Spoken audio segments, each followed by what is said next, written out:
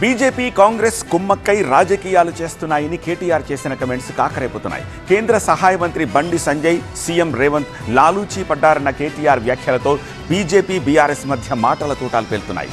దమ్ముంటే చేసిన ఆరోపణలు నిరూపించాలని కేటీఆర్పై బండి దూషణలకు దిగారు. అయితే కేటీఆర్ను ఉద్దేశించి బండి సంజయ్ మాట్లాడిన భాష సరికాదని, రేవంత్నంటే బండి సంజయ్కు ఉలికెందుకు అంటున్నారు మాజీ మంత్రి గంగుల.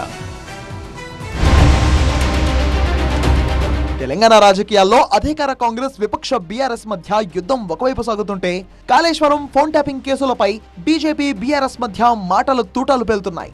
బీజేపీ కాంగ్రెస్ పార్టీలు తెలంగాణలో ఫెవికాల్ బంధంతో కలిసి పనిచేస్తున్నాయని కేటీఆర్ ఆరోపించారు.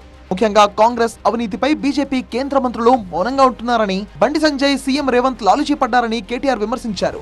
బండి సంజయ్ గారి నోట్లోంచి పొరపాటును కూడా రేవంత్ రెడ్డి గారి గురించి ఒక్క మాట రాదు. ఎందుకు భయం? రేవంత్ రెడ్డి గారిని అనాలంటే, రేవంత్ రెడ్డి గారికి ఏమైనా విమర్శ చేయాలంటే ఎందుకంత భయపడుతున్నారు బండి సంజయ్ గారు? ఏం కాంది శీకుల భూముల విషయంలో కలిసి పనిచేసే వ్యవహారంలో ఏమైనా ఇబ్బంది కలుగుతుందన్నా? మాకు అన్నీ తెలుసు. టైం ప్రకారం అన్నీ బయటకు వస్తాయి. ఎంత డీప్గా కనెక్షన్లు ఉన్నాయి, ఏం జరుగుతున్నాయి అన్నీ బయటకు వస్తాయి.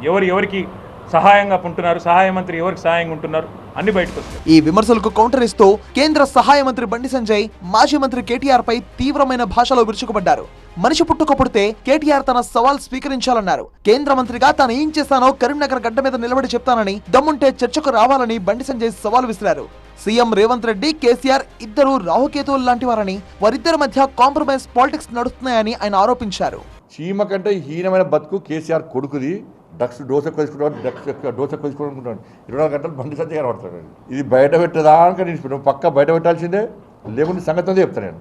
నువ్వు కరీంనగర్కి వస్తే మాత్రం నేను పక్కా అడ్డుకుంటాం. నువ్వు రెడీ చెప్తావు, రెడీ ఎప్పుడు కరీంనగర్ వస్తే అడ్డుకుంటాం నేను.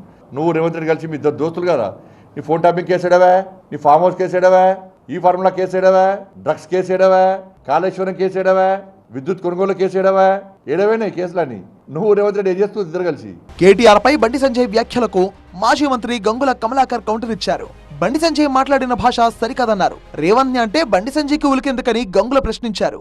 కేటీఆర్ కరీంనగర్ వస్తే అడ్డుకోవడానికి కరీంనగర్ వారి జాగీరు కాదన్నారు. మీరు ఒక ఫ్రస్ట్రేషన్కి వచ్చేసి, ఎందుకు ఫ్రస్ట్రేషన్ వచ్చిండ్రు? రేవంత్ రెడ్డి మీద దాడి చేస్తుంటే నువ్వెందుకు ఉలిక్కి పడుతున్నావు? నువ్వు హోమ్ మినిస్టరు, సహాయ మంత్రివి. రేవంత్ రెడ్డి కాదు, నువ్వు సహాయ మంత్రివి.